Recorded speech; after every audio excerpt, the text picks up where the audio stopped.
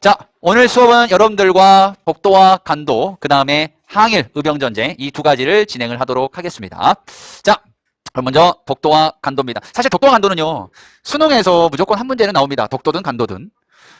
개인적으로 독도와 간도 문제는요, 내가 이 문제를 공부해서 맞추느냐 못 맞추느냐, 그래서 등급이 어떻게 나오느냐 안 나오느냐의 문제이기보다 애국심의 문제인 것 같아요.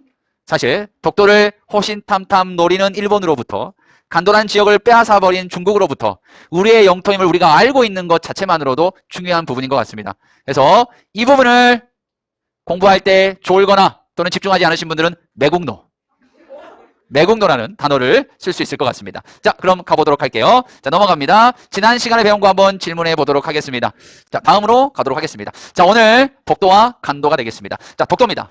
자, 독도는 개항 이후에 일본 어민들의 불법 침입이 증가하고요. 정부는 이에 일본 측에 강하게 항의합니다. 적극적으로 독도와 울릉도를 개척하는 노력들을 펼치죠. 자, 일본에서는 야, 독도 우리 땅이야, 건들지 마, 이러지 않았어요. 독도는 그러지 않았어요. 일본이 오히려 보면 일본의 태정관 지령이라는 게 있거든요. 그냥 지방관이에요. 일본의 관리입니다. 이 일본의 관리가 한 얘기예요. 뭐라고 되어 있냐면요, 한번 화면을 통해서 보도록 하겠습니다. 자, 여기 보시면 일본의 태정관 지령문과 일본의 기죽도 약도라는 지도를 보면 울릉도와 독도가 일본과는 아무런 관련이 없다라고 표시되어 있습니다. 우리가 한 거 아니에요. 일본 지들이 독도와 울릉도는 우리 게 아니다라는 것을 보여주고 있는 내용입니다. 일본은 이랬는데 우리는 1900년에 고종이 칙령 제41호라는 명령을 통해서 울릉도와 독도가 우리 영토임을 확인했습니다.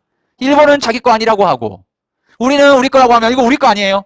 그죠? 지금의 일본의 행태는 이해할 수 없는 겁니다. 쉽게 얘기하면 내가 10,000원을 주었어. 옆에 친구한테 너 10,000원 네 거야 그랬더니 딱 보더니 아니야 이거 나와 아무 상관없어. 그랬는데 한 달 후에 야 그 10,000원 그때 내 거 같아 내놔.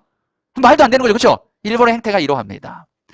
자, 일제는 러일 전쟁 중에 독도가 상당히 요충지임을 인지하게 되죠. 그래서 자국 영토로 몰래 편입합니다. 도둑놈입니다. 옆에 친구가 내 돈 10,000원을 몰래 훔쳐다가 자기 호주머니에 넣어버렸어요. 우리가 이를 뭐라고 부릅니까? 도둑놈. 도둑놈인 거죠. 계속 갑니다. 자, 이제 간도로 보도록 할게요. 간도는 조금 설명이 좀 필요합니다. 자, 간도. 우리가 세상 살면서 이 간도는 잘 맞춰야 돼요. 이 간도 못 맞추잖아요? 그러면 상당히 욕 많이 먹습니다. 너 간도 못 맞히냐? 간도 못 맞히냐고 이놈아. 지금 이해를 못 하신 거 아니에요? 지금 간도라는 지명과 짜고 맵고 싱겁고의 음식의 간이라는 걸 가지고 언어 유희를 한 겁니다. 이해하셨어요? 아, 그럼 다 웃음을 참고 있는 건가요? 아, 그런 건가요? 알겠습니다. 우리 1학년 4반 친구들이 웃음에 참을성이 좋은 것 같아요. 지금 막 속으로는 막 난리 났죠. 지금 너무 재밌어서 난리가 났는데 다들 꼭 참고 있는 것 같습니다. 자, 간도 내용을 잠깐만 말씀드리겠습니다. 이거 우리가 배운 내용이에요. 배운 내용인데 그래도 한번 봐보도록 하겠습니다. 자, 배운 내용인데 한번 좀 보도록 하겠습니다. 자, 보도록 할까요? 보드. 자, 지우개 갈게요. 자, 이쪽에다가 잠깐 설명을 하겠습니다. 자, 간도는요, 우리가 조선시대 할 때 배웠습니다. 야, 근데 이게 왜 나오냐?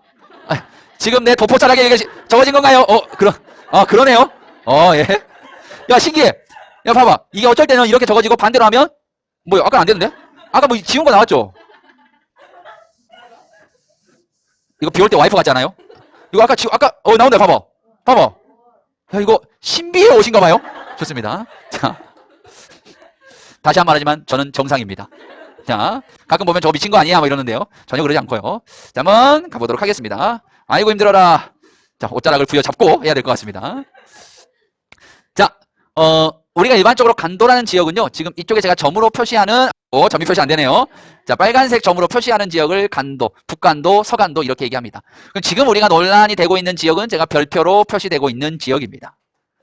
자, 이쪽 지역은요, 조선 후기에 청나라 사람들과 우리나라 조선 사람들이 상당히 영토 분쟁을 일으켰던 곳이에요. 그래서 어떤 일이 발생하냐면 숙종 때, 우리 왕 숙종 때 경계를 명확하게 정하는 백두산 정계비를 건립합니다. 자, 백두산에다가 경계를 정하는 비석을 세웠다는 거예요. 그래서 여기다가 비석을 딱 이렇게 세워놨습니다. 자, 그런데 그때는 그게 문제가 안 됐었나 봐요. 근데 시간이 좀 이렇게 이제 지나니까 백두산 정계비에 적혀 있는 문구가 문제가 된 거예요. 그럼 뭐라고 되어 있냐면 동이 토문 서이 압록이라는 문구가 적어져 있습니다. 여기에서 바로 이 토문이라는 글자 문제가 되는 겁니다. 자, 쉽게 얘기하면 자, 서이 압록은 크게 문제가 안 돼. 왜? 압록강은 흘러라 압록강이거든요, 여기가. 그럼 토문강은 뭐냐? 토문강이 문제가 되는 거예요. 토문강이 이렇게도 흐르고 이렇게도 흘러요. 이게 한마디로 여기도 토고 여기도 토문강이에요. 그러면 여기서 얘기하는 이 토문강은 위냐 아래냐가 중요한 거예요. 위냐 아래냐가 중요한 거예요. 자, 질문 한번 해볼게요. 자, 도현이 위에요, 위에요, 아래에요? 위, 아래, 어디에요? 아래? 솔비는 위, 아래. 아래? 수빈이는 위? 연주? 아래? 예리는 위? 자, 반대로 해볼까요? 위, 아래, 위, 위, 아래. 혹시 5명 ESID인가요? 그래요? 자, 우리 아까 도현이 아래라고 했나요? 그 다음에 솔비도 아래라고 했나요? 네. 그 다음에 아래라고 한 사람 또 누구 있어요? 아, 그래요? 연주까지. 연주와 솔비와 도현이는 중국 사람입니다. 터문강을 아래라고 하는 순간 빨간색은 중국 땅이 되는 거예요. 그죠? 다시 질문할게요. 위에요, 아래에요? 위죠. 위에 돼야 빨간색이 이렇게 영토가 정해져야 우리께 되는 거거든요. 그래서요, 여러분들 EXID 알죠? EXID. 그죠? 뭐 한이라는 가수 있잖아요. 그죠? EXID가요, 애국 가수예요. 간도 분쟁을 노래로 만들었습니다. 간도 분쟁이 있다는 거예요. 위냐 아래냐. 위, 아래, 위, 아래. 위가 몇 번 나왔어요? 3번 나왔죠. EXID는 간접적으로 표현한 겁니다. 자, 이 토문강의 해석을 가지고 논쟁이 돼요. 만약에 여기가 되면 이거는 우리 땅이 되는 거고, 여기가 되면 중국 땅이 되는 겁니다. 자, 우리는 여기를 뭐라고 하냐면 두만강이라고 부르거든요. 저는 개인적으로 이거는 아래라고 생각하지 않습니다. 위라고 생각해요. 왜냐면 제가 한국 사람에서 그런 것도 있겠지만 만약에 밑에 부분이라면 우리나라 관리들도 갔으니까 여기다가 토문 옆에다가 두만강이라는 병행 표기를 하지 않았을까? 그죠? 그래서 저는 위라고 생각을 합니다. 이게 간도 논쟁이에요. 이게 간도 논쟁입니다. 이게 간도 분쟁이에요. 이 간도 분쟁을 언제 끝내버리냐면 1909년에요. 간도 협약이라는 걸 체결합니다. 자, 간도 협약은요. 간도와 관련되어 있는 청나라와 우리나라와의 문제가 아니라 조선이어야 되는데 조선이 안 하고 일본이 대신합니다. 그리고 청나라는 일본에게 우리 땅에다가 너희들 철도 놓을 수 있게 해줄게. 철도 부설권을 줘요. 그랬더니 일본이 그럼 내가 너에게 인정해줄게. 간도는 너희 거야. 하고 1909년에 간도를 우리가 빼앗기게 됩니다. 아, 마음이 아프네요. 자, 그럼 여기서 질문이 아니라 여기서 중요한 부분. 자, 여기 보면 왜 조선이 아니라 일본이냐? 우리가 1905년에 을사 늑약을 통해서 무엇을 빼앗겼나요? 외교권을 빼앗겼기 때문입니다. 그래서 우리가 외교권을 일본에게 빼앗기다 보니까 조선 대신 일본이 대신 해준다. 이렇게 보시면 되겠습니다. 자, 이런 내용이고요. 다시 원래 내용으로 가보도록 하겠습니다. 자, 간도 갈게요. 방금 말했던 부분이고요. 정확한 지도로 한번 보도록 하겠습니다. 정확한 지도로 한번 보시면, 자, 잠깐만요. 정확한 지도를 한번 보시면 이렇게가 간도 지역에 대한 위치가 되겠습니다. 주로 북간도예요. 주로 북간도에 대한 내용이 해석 차이가 되겠습니다. 자, 다음으로 갈게요.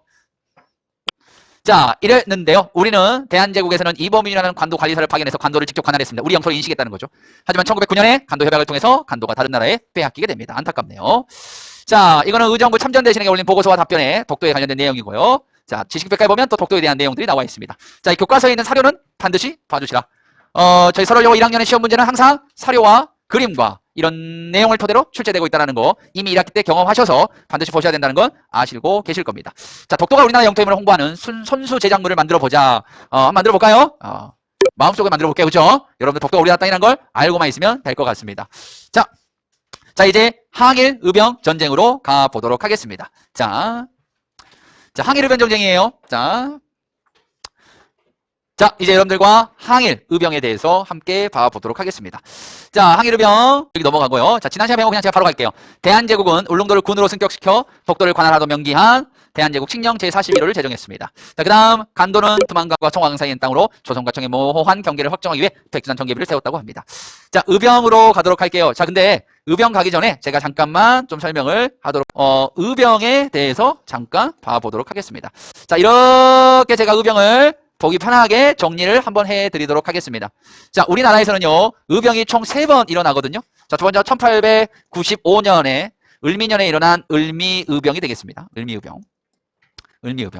자, 그 다음에 두 번째로 일어난 게 여러분들 1905년에 을사 늑약 때 발생했던 을사의병. 그리고 1907년에 일어난 정미의병이 되겠습니다. 자, 그러면 의병은 뭔지 다 알아요. 모르는 사람 없을 겁니다. 우리나라 백성들이 군대를 일으켜 저항한 사건이 되겠습니다. 자, 그러면 의병을 배우는 데 있어서 제일 중요한 게 뭘까요? 의병들이 왜 들고 일어났느냐? 이유가 중요한 겁니다. 이유가. 자, 을미의병의 이유갈까요? 자, 을미의병의 이유는요. 먼저 을미사변. 명성황후 시의 사건이죠. 그리고 또 하나가 단발령입니다. 자, 의병이 일어나니까 고종이 이거 안 되겠네 하고 고종이 해산 명령을 내립니다. 고종의 해산 명령을 내려요. 실제 단발령도 없애버립니다. 머리 자를 사람만 잘라 이렇게 바꿔버려요. 그래서 단발령이 철회되고 해산 명령이 되니까 바로 수독됩니다. 자, 그러나 꼭 그만두라고 해도 계속 하는 분들 있잖아요. 그분들이 자녀 세력들이 나와서요. 자녀 세력들이 활빈당과 같은 조직을 만듭니다. 활빈당과 같은 조직을 만들어서요. 친일 부호라든지 아니면 탐관 놀이들을 이렇게 공격하는 이런 활동들을 이어갑니다. 자, 을사의병 갈까요? 자, 을사의병은 아시다시피 을사늑약 때문에 발생했습니다. 자, 을사늑약은요. 상당히 끔찍한 거죠. 자, 사실 을미의병보다 을사의병이 훨씬 더 다양한 의병장들이 나오는데요. 여기서 이제 드디어 평민 출신 의병장이 나옵니다. 평민 출신 의병장이 출연했다. 그분이 누구냐? 태백산 호랑이라고 불리는 신돌석입니다. 이름을 보시면 이름 가지고 뭐라 하는 건 좀 그렇지만 우리가 공부하는 입장에서 이름이 딱 누가 봐도 평민 출신 같죠? 신돌돌. 돌이 두 개예요. 돌돌이. 이렇게 기억하시면 될 것 같습니다. 자, 그럼 1907년으로 갑니다. 자, 이거의 원인은요. 바로 고종의 강제퇴위입니다. 고종의 강제퇴위 당하고요. 그 다음에 하나 더 있죠. 바로 뭡니까? 군대가 해산당했습니다. 이 두 개가 원인이에요. 자, 근데 을미의병, 을사의병, 정미의병 중에서 가장 전투력이 세고 조직적인 활동을 했던 단체가 바로 이 정미의병입니다. 왜 그러냐? 해산된 군인들이 여기에 가담했기 때문입니다. 자, 을미의병과 을사의병은요, 대부분 농민들입니다. 훈련받은 군인이 한 명도 없어요. 그런데 정미의병은 해산된 군인들이 의병에 가담함으로써 조직력이 체계적으로 바뀌게 됐죠. 전투력도 당연히 올라가고요. 자, 그러다 보니까 13도 전국에서 의병들이 모여서 13도 창의군이 결성이 됩니다. 자, 그래서 총책임자로 이인영이라는 사람이 총책임자가 되는데요. 13도 창의군의 핵심 목표는 뭐였냐? 바로 서울 진공작전입니다. 우리가 이대로 나아가서 통감부와 일본 애들을 몰아내자라는 서울 진공작전을 준비하죠. 이거 했으면 성공했을 것 같아. 이거 했으면 일본에 지배 안 받았을 것 같아. 근데 왜 실패하냐? 정말 안타까우면서도 어이가 없는 총사령관이었던 이인영의 아버지가 돌아가시게 됩니다. 그래서 이인영은 서울 진공작전을 앞두고 아버지의 제사를 치러야겠다는 이유만으로, 얘가 양반 유생이라서 그래. 양반 유생이라서 그런다고. 아버지 제사 치러 가버려. 그러니까 완전히 총사령관 잃어버리니까 어이가 없죠. 사전에 계획을 눈치챈 일본이 와가지고 와이 돼버립니다. 어이가 없죠. 자, 이거는 어떻게 되냐? 실패합니다. 자, 그리고 실패하고 남은 세력들은 호남으로 가요. 그래서 호남의 의병들이 활약하게 됩니다. 호남 의병들의 활약입니다. 자, 일본은 호남 지역에 의병들이 집중되어 있는 걸 확인하죠. 그래서 안 되겠다. 저 호남에 있는 의병들 싹 다 죽여야겠다 해서 남한 대토벌작전, 토끼몰이 형식의 토벌작전을 통해서 호남 지역의 의병들을 제거하기 시작하고요. 이것 때문에 결국 남원 템도 어디로 갑니까?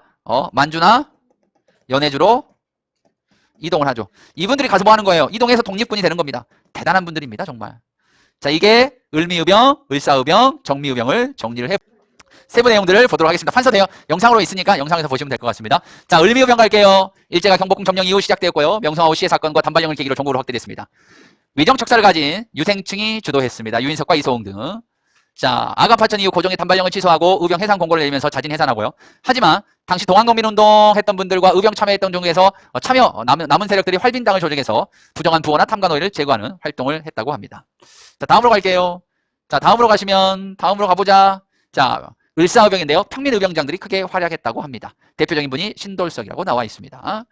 자, 그 다음에 정미의병으로 갈까요? 정미의병에는요, 정말 다양한 신분들이 등장합니다. 학생부터 교사, 유생, 양반, 농민, 사병, 주사, 서기, 무직, 광부, 포수, 상인, 장교 등 다양한 의병장들이 출연하게 되네요. 자, 항일의병도요, 여기 보시면 지금 제가 을미의병의 봉기지입니다. 여기 체크되어 있는 게 다 을미의병, 일어난 곳이고요. 이건 을사의병들입니다. 이거는 정미의병입니다. 한마디로 이거를 모든 걸 다 보잖아요. 그러면 정말 조선 팔도 어디에서든지 다 의병이 일어났다. 우리 민족은 이런 민족입니다. 배달의 민족이 아니에요.